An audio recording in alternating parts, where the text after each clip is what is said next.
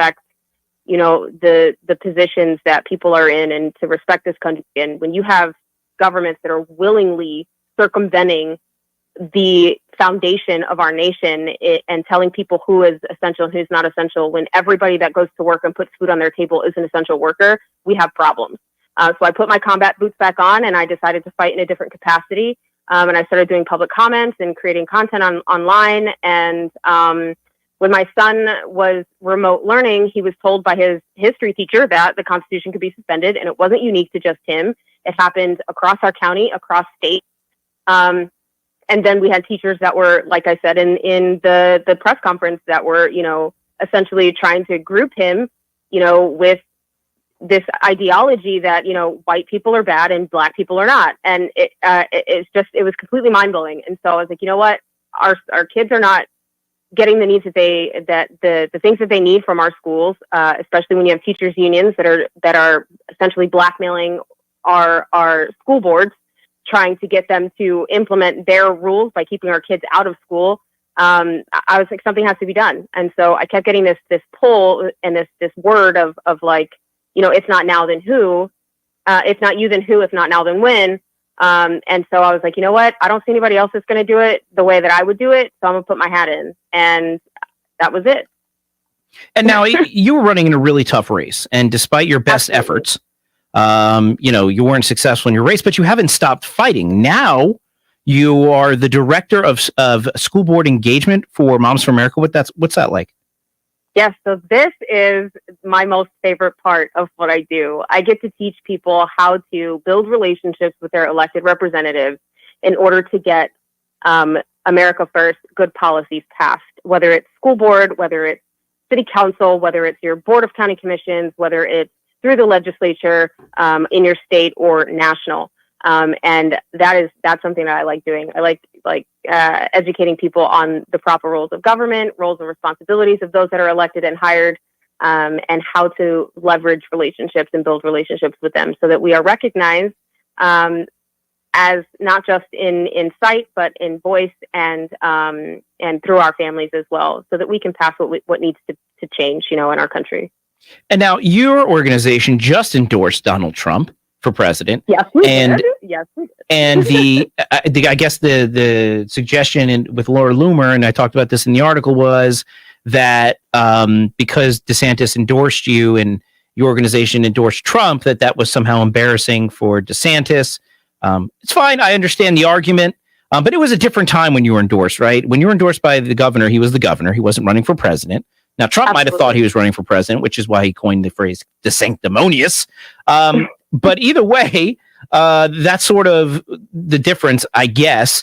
But now, speaking of Donald Trump, you heard me talk about the establishment going after Donald Trump, and I wanted to talk about this for a second. I'm trying to have these headlines you might have seen, but essentially, now that it looks like Donald Trump is going to be the nominee based on all the polling. The polling was like this from the beginning, by the way. I don't know what world of denial they have been in, hoping that Donald Trump wasn't going to get the nomination, but polls have been consistent. They only get better for Donald Trump. But here's what they're saying right now.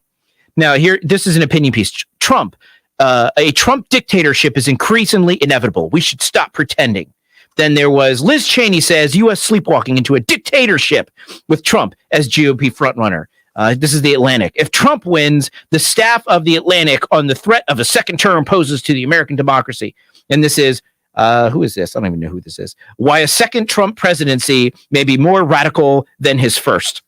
And then there's this entire Politico article that kind of goes through, and I love the title, Trump's Revenge, GOP braces for daily blasts from Orange Jesus. Now, Orange Jesus is my favorite so far. Now, I think we should I think Faith and Freedom, this is Matt Couch's t-shirt company. I think we need to start making Orange Jesus shirts because before we were Ultra MAGA, this and that, Magaladonians. Now it's Orange Jesus. We are disciples of Orange Jesus. And essentially don't just feed into the cult. No. We're disciples of Orange Jesus. And so essentially the article just talks about how, Trump's policies, like the overturning Obamacare and all these things. It's basically an establishment wish list. So what is your opinion? How do you view this feud between what I'm calling America First versus the establishment? Where do you see it going? I think, honestly, I think it's a projection, right? What they're saying in the news about what potentially Trump is going to do when he is, elected the 47th president is most definitely a projection. I mean, and that's exactly what Marxists do, right? Everything is racist and everything is fascist and everything is everything but what it is until they control it, right? And it's quite crazy. It's actually really easy to understand and to see and to point out and to recognize once you understand what Marxists do. And that's exactly what they do. They project and they call what they can't control racist or fascist. And that's really what it is. I think if you are honest with yourself and you look at facts and you look at policy and you remove emotion out of the politics that we're seeing, you'll be able to understand and see that what we are living in right now is exactly what they said Trump would do. Yeah. Well, and if you look at where we were 3 years ago, you can tell that we were in much better state of affairs, even worldly, when he was in office. And so, who doesn't want that back? I mean, we're right now facing World War III, literally, quite literally. We have an open border where people of military age, men of military age, are flooding through this country, and we have sitting representatives. Senator Dick Durbin talking about how they want to have undocumented migrants, illegal aliens that are coming into this country, that if they can pass the military physical, that they are allowed to join our military. What in the world are we talking about right now? It's Allie, it's two Americas, and the world is starting to see it. Americans are starting to see it. I got to go to a hard break, but Allie, are you going to join us for the Post-Pollock Show Twitter space beginning at 9 p.m. Eastern tonight? You know it. I'll be there. All right. Well, guys, Allie, thank you so much for being on the show, and we'll talk to you in a little bit. Guys, if you want to continue this conversation with Allie, she will be in our post-show Twitter space beginning at 9 p.m. Eastern, and all you got to do is go to Twitter, now called X, and say @ThePollock Show. That's my handle, @ThePollock Show. And go ahead and join our Twitter space and let's continue the conversation. Allie, thank you so much for being on the David Pollock Show. Thank you. Guys, we're going to go to a quick break, and when we come back, we're going to be talking to one of the hosts of the fastest growing political podcast, and we're going to talk about it in just a minute. Don't go anywhere.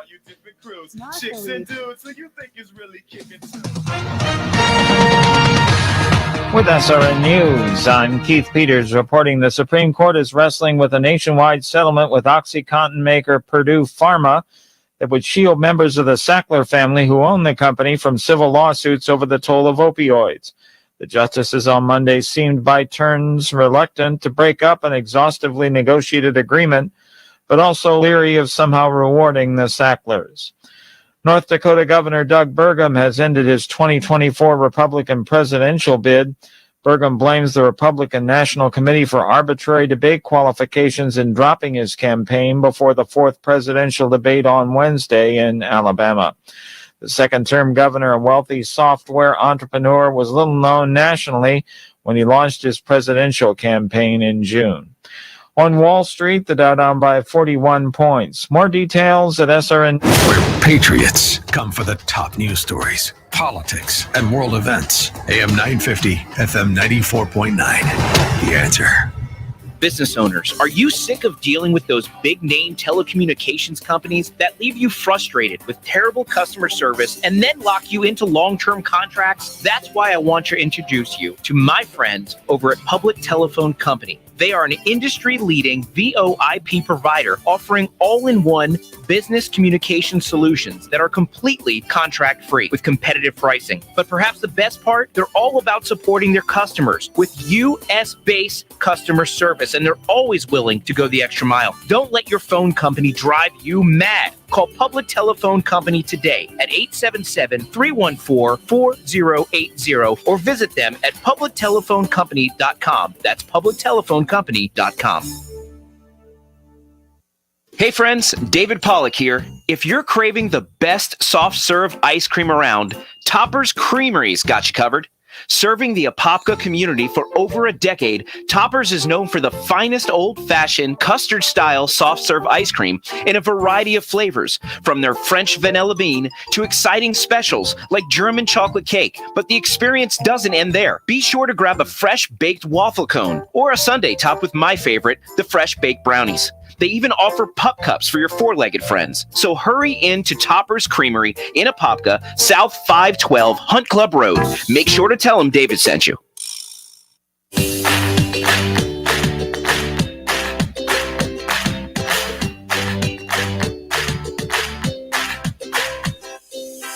Looking up at a sunny sky so shiny and blue, and there's a butterfly. Well, isn't that a super fantastic sign? It's gonna be a fantastic day. Well, this is kind of the perfect song. I will get back up again. I don't know if you guys ever watched a Trolls movie. That's where this is from.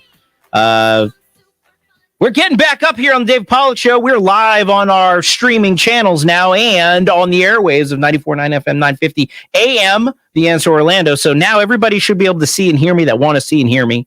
So there we go. I want to welcome Roan to the show from Steak for Breakfast podcast, the fastest growing political podcast out there. And I don't know who doesn't like Steak for Breakfast. I love Steak for Breakfast, and it's a brilliant name. How did you come up with the name Steak for Breakfast for the podcast?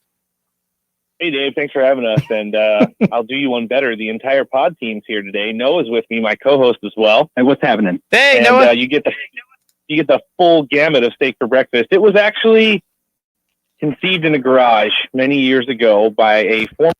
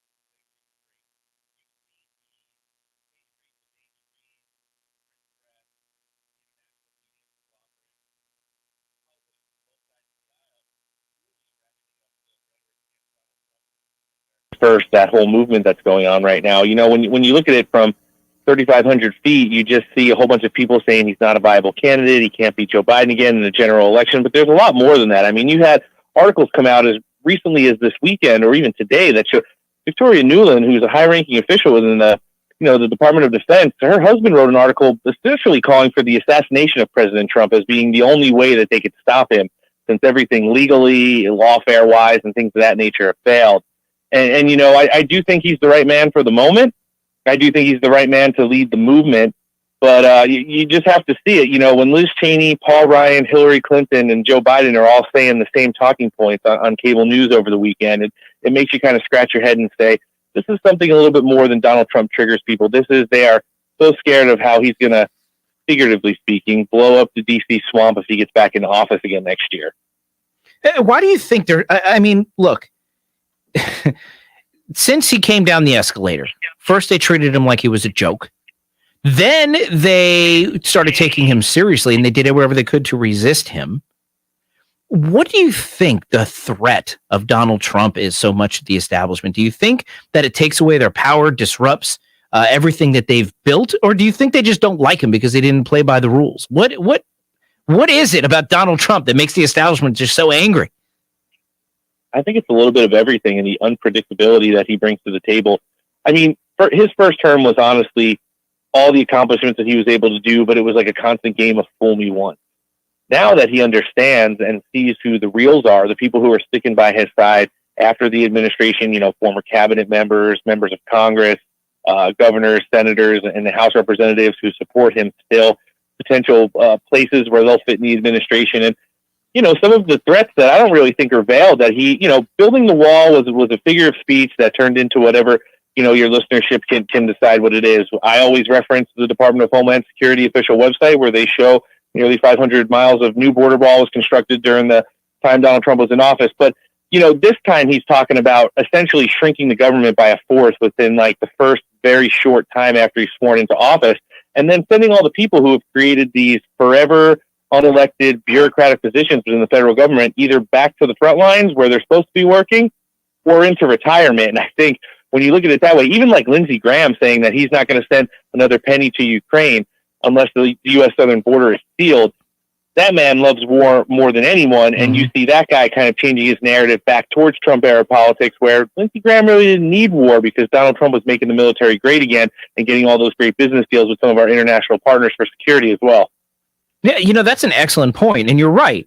The war machine wants to be funded. And for so long, members of the establishment, whether Republicans or Democrats, they would just get us involved in whether it be peacekeeping operations or whatever. But you're right. Under Trump, we didn't have any new wars. In fact, he was de-escalating a lot of our foreign conflicts, and at the same time, right, doing contracts with our partners and funding the military. So yeah, it would make people like Lindsey Graham happy. That's an excellent point. Interestingly, though, now since Donald Trumpism, since Orange Jesus came to the stage, look at, there's 17 Republicans that are going to be gone from Congress at the end of 2024 that supported his impeachment. I think there were 5 or 6 senators that are going to be gone that supported his impeachment. It seems to me that he is draining the swamp, even if in his absence. And it might just be that a Trump reelection is the thing necessary to kind of finish the job of draining the swamp. And what is the swamp? I know we talk about it. It seems like, you know, we're just being rhetorical.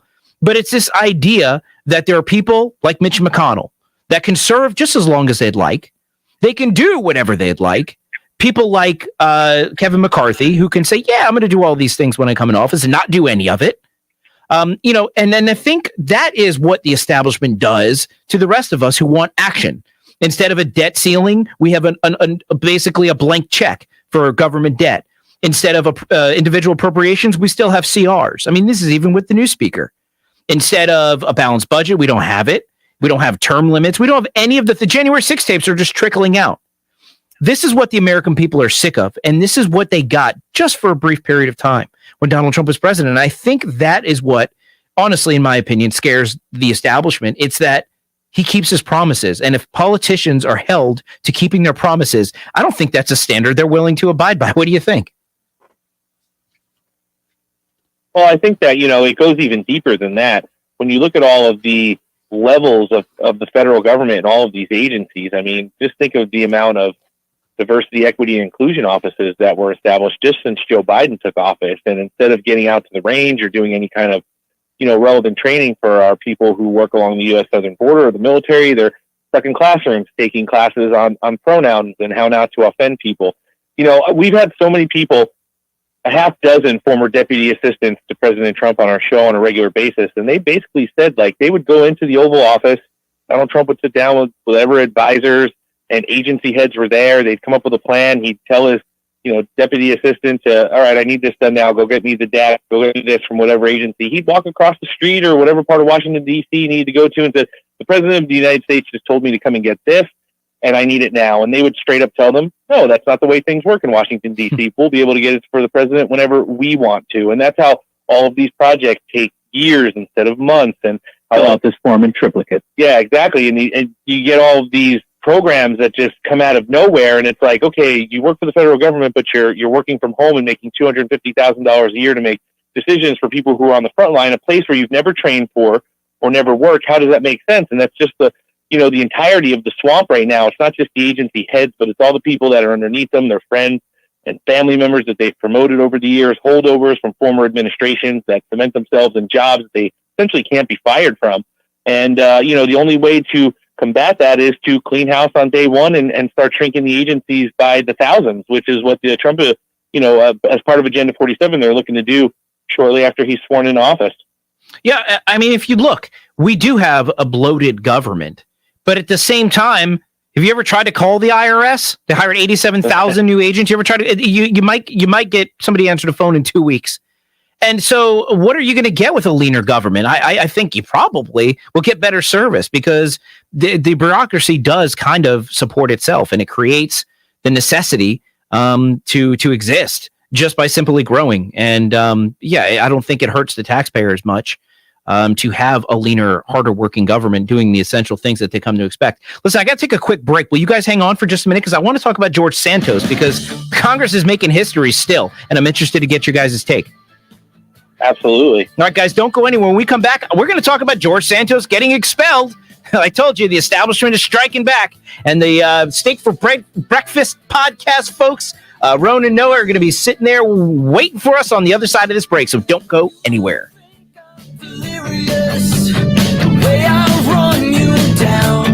Seems Florida is a popular place to live these days, but do you know who is not feeling the effects of limited home inventory?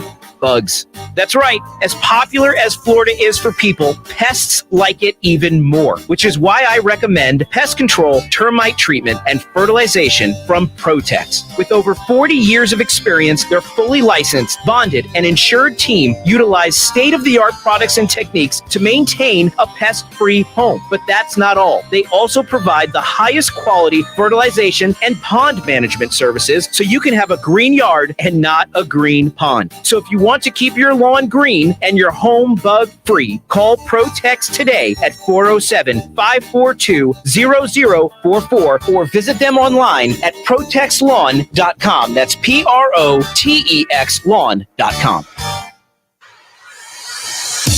David Pollack here. I hope you're enjoying the show. If you're looking for more information on any of our sponsors, or perhaps you want to hear a replay of a past show, make sure to visit thedavidpollackshow.com. There, you'll also find our latest articles, links to our social media, and opportunities to become a sponsor yourself. So remember to visit thedavidpollackshow.com.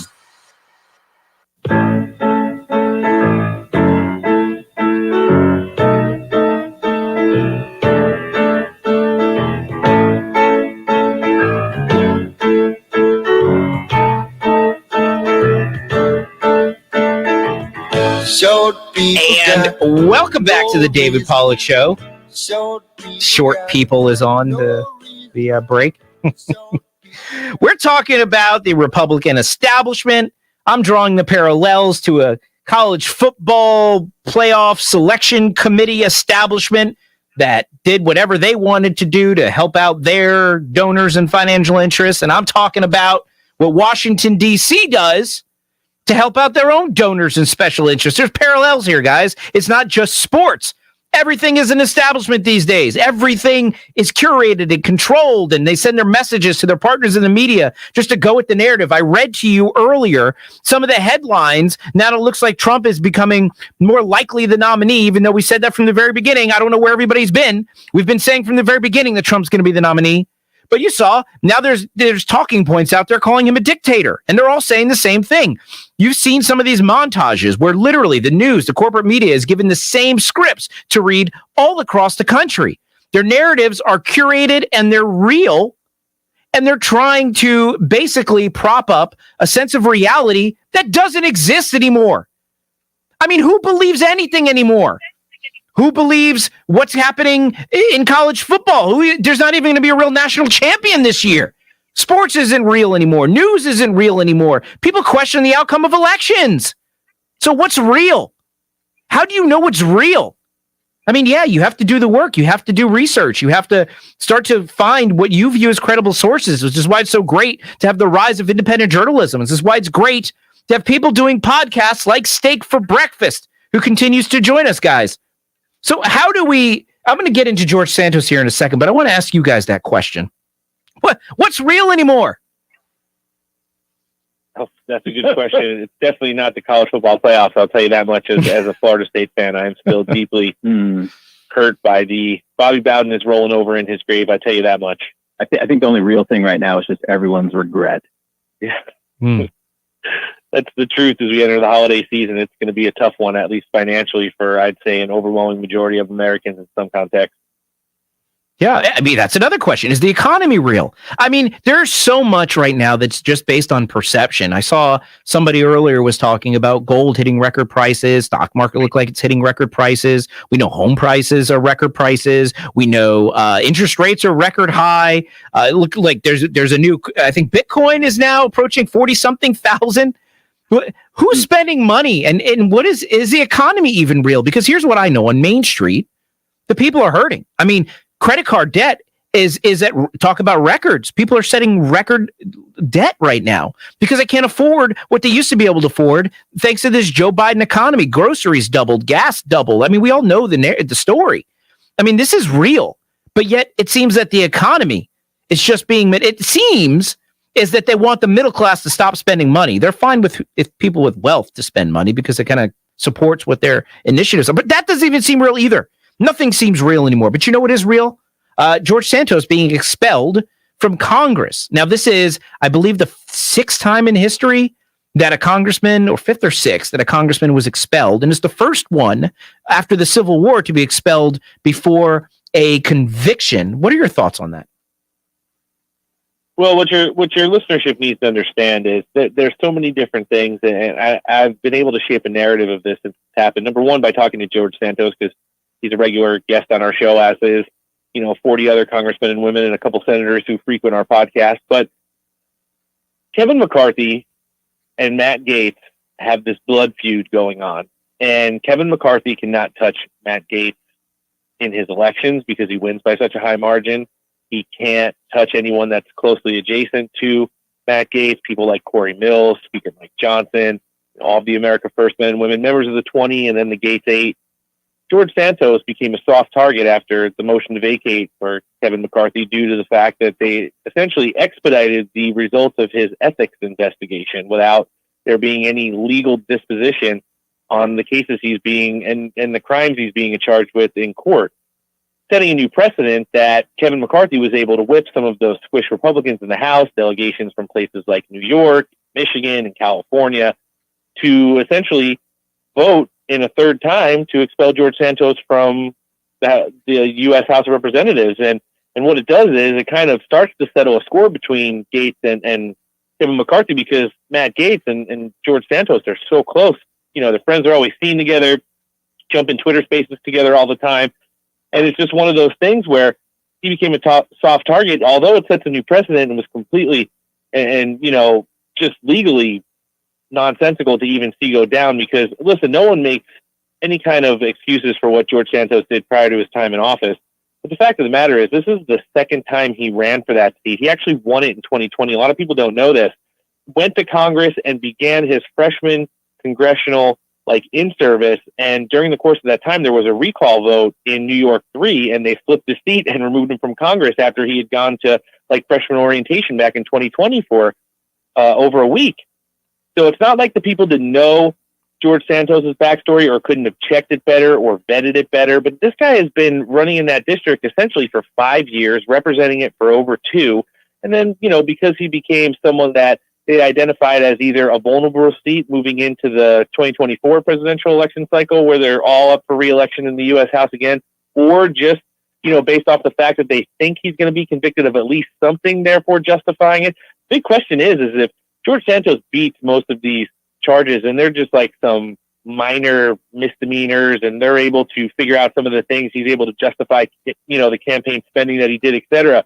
It's going to look really bad. It's like, can he sue for his seat back? Can't get his seat back after Mike Johnson, takes the vote. It becomes official then, and then the order goes directly to the governor of New York to replace who's ever going to sit in that seat until the special election in March. But, this is just another example of if they can't get you personally, they're going to do everything to either your friends or family or anyone around you that they can negatively affect. And it just so happened at this time, in the case of Matt Gaetz, it happened to be George Santos via his congressional seat. And they don't care what kind of horrible precedent that's Nope, because this is all, listen, you could say anything from Adam Schiff and Eric Swalwell to, stuff that Nancy Pelosi did in and around January 6th, all the way up through laughs and insider trading. Every single member of Congress is guilty of something in some way or another. Definitely not servicing the American people as far as the 118th session goes right now. But, to go after George Santos for a couple campaign finance violations and then, lying on his resume when he ran for Congress a second time and won the seat, it kind of just doesn't make sense to me. It has nothing to do with what he did when he was there. And for a lot of Republicans who don't know George Santos, except for what's going on with him right now, he was a pretty strong vote for America First. If you line him up with a lot of the freshman Republicans in the House, he voted a lot stronger than many of the people from, you would see their name and think, oh yeah, they always vote Republican. Not so much the case with them in the freshman class. And George Santos was like in the 85th percentile of America First voting. Yeah, and I think he had almost a perfect score from CPAC, yep. I believe, for being conservative. And this is how much the establishment values the establishment over the party or America, because who's going to appoint his replacement? A Democrat governor from New York? This is they're fine with it. They don't care that the majority now is like 2. They don't care because like you said, they're settling a personal score. And this is what the American people are sick of. The other thing is, this is just based on an accusation. Again, drawing a parallel to the college football thing where they decided that Florida State wasn't going to go into a playoff not because they didn't win, is because they didn't think they could win. That's the new standard set by the College Football Playoff Committee. We don't know if they have a good chance of winning anymore because they don't have their starting quarterback. So just because they could lose, we're just not going to invite them, and we're going to invite a team that we think might win more. Like, it's the craziest standard, but at the same time, you can draw a parallel to this. We think, he hasn't been convicted yet, but he could be convicted. And so considering he could be convicted of something, let's just go ahead and expel him now based on the accusation. But this is what they're trying to suggest, that an accusation in and of itself is enough. That's why they've indicted Trump 4 times. They don't want to see. This is why DeSantis is still in the race. People can say, when do you think DeSantis will get out? Never. He won't get out until Donald Trump is cleared of any of these indictments, because he knows that if Donald Trump's ineligible, he's the guy who's just sitting in the batter's box. And that's the precedent they're setting. The precedent is accusations alone are enough. Now, you might have heard what just happened. Apparently it happened in October, but it's starting to make news now.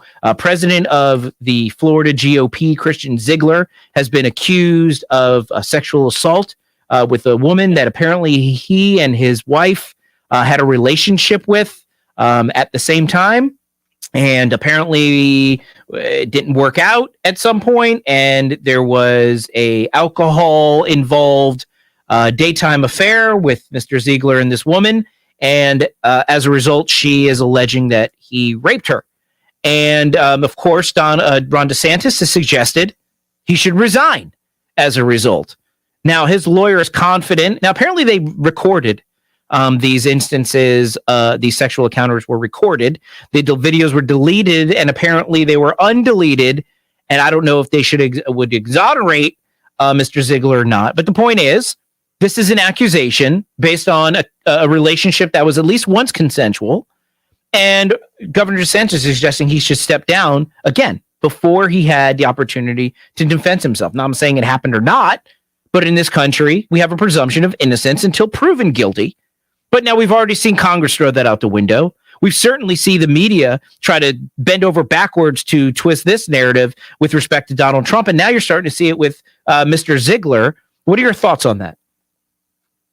I mean, I just think the DeSantis campaign is probably the worst run campaign in the history of modern politics, to be honest with you. I mean, between that instance that you just referred to, you have Aaron Perine and Jeff Rowe having an affair over the course of, that campaign, the amount of people that they've let go and amounts of money that they've wasted.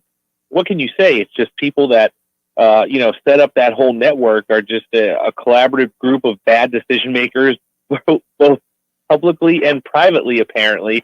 And what it does is it kind of gives you a little insight on just what, happens behind closed doors, not only, I guess, in the Florida State House and with the local GOP there, but nationally on Ron DeSantis' soon-to-be ended presidential campaign. I mean, when you look at the amount of stress and pressure that goes into just running these campaigns, especially a national one like for presidency that they're all involved in right now, we call it the fake primary here on our show above the clear one where Donald Trump is running, anywhere between 40 and 60 points ahead of everybody. It's got to be so bad to have to go on these TV shows and look into a camera and try to tell America, like, they just pretend Donald Trump doesn't exist. On Fox News and all these other channels, they give platforms to people like Ron DeSantis, but then at the same time, Chris Christie and anybody else that'll go on there and bash him. And it's like you let in with, it's that assumption that something is going to happen legally to Donald Trump that kind of keeps the grist alive for them to all be in the race. And it not only sets a bad precedent for where American politics is right now, but when you just go down to the bare bones of it, the loyalty of the situation and the fact that at some point or another, Donald Trump supported these people, had these people working for him, etc. And now they all want nothing to do with him. And that includes, some of the other candidates that are still left, like Nikki Haley as well. I mean, a year and a half ago, she was saying she would never run against the former president. And now that he's looking to end her presidential aspirations pretty soon here, too, it's funny to see how the mainstream media is trying to prop her up as the disaster, which is Ron DeSantis' campaign, continues to flail and flutter like a wounded bird, as Donald Trump always puts it. Yeah, it's a car accident that we can't take our eyes off of. I'm out of time on the show. Hopefully you'll be able to join us in the post-show Twitter space. We can continue this conversation. Lots to talk about. Thank you guys so much, guys. Go check out Steak for Breakfast podcast. Go check it out right now. Thank you guys so much for being on the show. Thank you. Anytime. All right, guys, that's all the time I have for tonight. I got 20 seconds before they take me off the air and put whoever is next on. I appreciate you joining tonight. Hopefully you learned something. Hopefully you were entertained. Hopefully you don't disagree with me about the Florida State Seminoles, because I think they deserve better. Until next time, we'll talk soon, and thank you so much for tuning in. Good night. Just to do your thing. AM 950 FM.